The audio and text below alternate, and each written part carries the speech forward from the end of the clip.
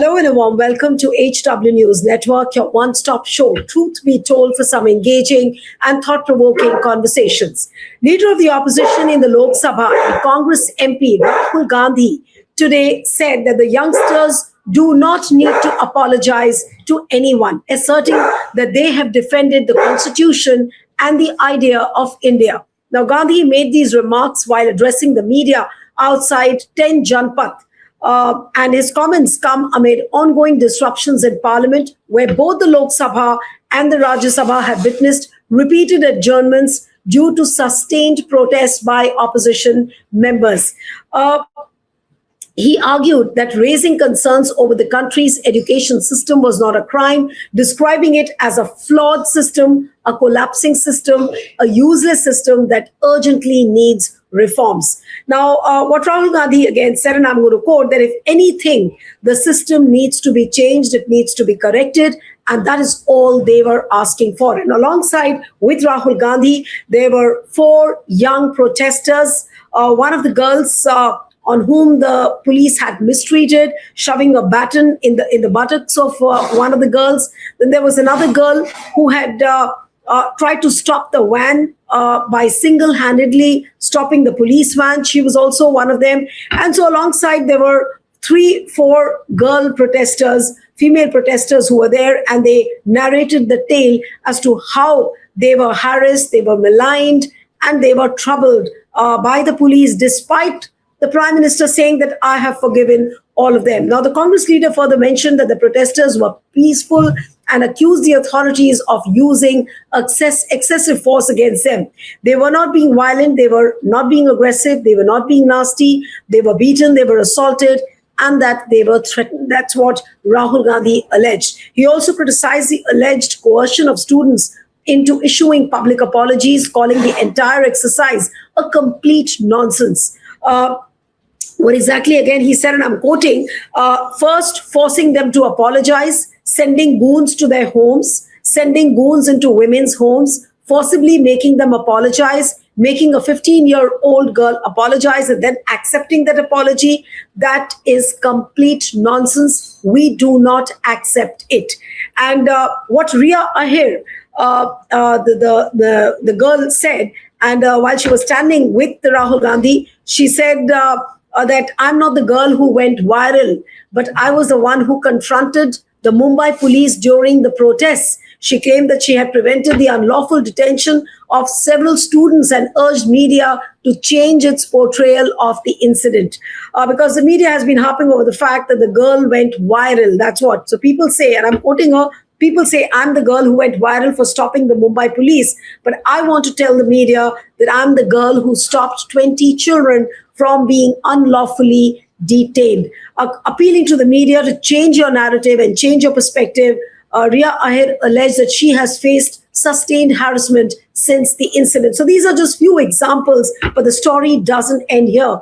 And there you have a government which is not ready to hear, which is not ready to listen. Today, Kiran Rijiju, the Parliamentary Affairs Minister, he apparently met Rahul Gandhi for 15 minutes in a closed-door meeting, and he kept on insisting that let's come along for the delimitation bill and the women's reservation bill. No one in the government is actually bothered to answer the main question on the police crackdown. Despite the fact that the Prime Minister has said that we've forgiven them, why are the policemen hounding out children from their homes? Why are their parents being troubled? Nobody has the answers to that. But look at the priority of the government. Kiran Rijiju says, let's come along for the delimitation bill and the women's reservation bill. So we'll try and discuss that. Is the ground really slipping beneath the BJP's feet?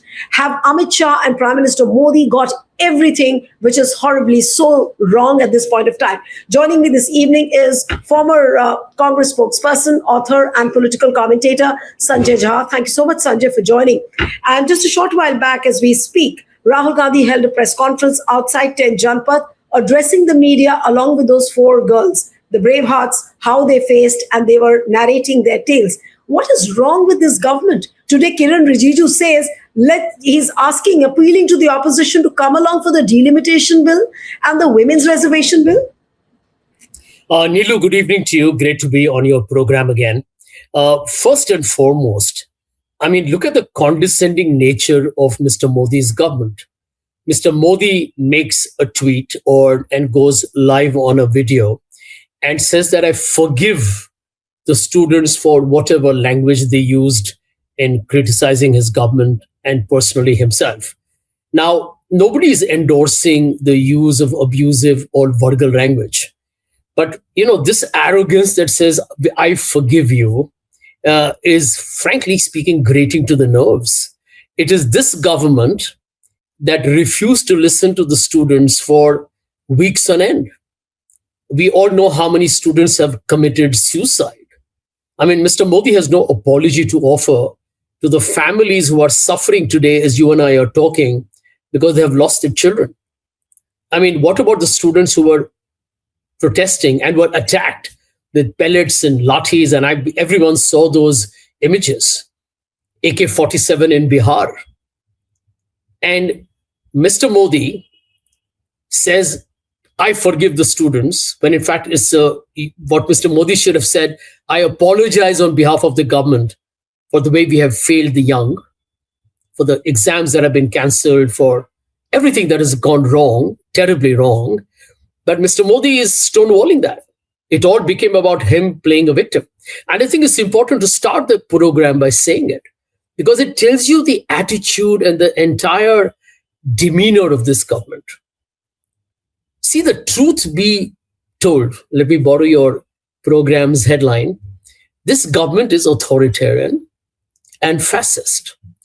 Now, suddenly they have been caught absolutely unawares because they dismiss the Cockroach Janata Party, which is basically a public movement, as an Instagram phenomenon. Not even understanding. I mean, these guys are so Jurassic, actually old-fashioned and regressive, that they did not realize that after spending millions of bucks over several years, your followers today are less than what a party organically got over 2 days. It was an extraordinary development. I think even a child would have read the tea leaves, but this government is so in its own, like an ostrich with its head in the sand. They believe they are invulnerable and absolutely infallible, and they will do what they want to do. So the bottom line is this, that if you look at this government, whether it's the ethanol issue that is now escalating, the attack and the abuse on students, the Ram temple donation theft, the complete collapse of governance in the country, and now the defeats in both Patna as well as in Madhya Pradesh, and Bakipur and Datia, it is pretty evident that the manifestation of anger and anguish that we saw in Jantar Mantar is no longer restricted to just one or two issues. It's becoming absolutely like a pandemic, and it's spreading to multiple frustrations. And this is the truth, right? The Cockroach Janata Party's protest was a trigger, the immediate cause. But what you're witnessing from the young of India, and possibly large sections of India that are now wakening up to the reality, is the complete repression over 12 years. And that is now finding a voice.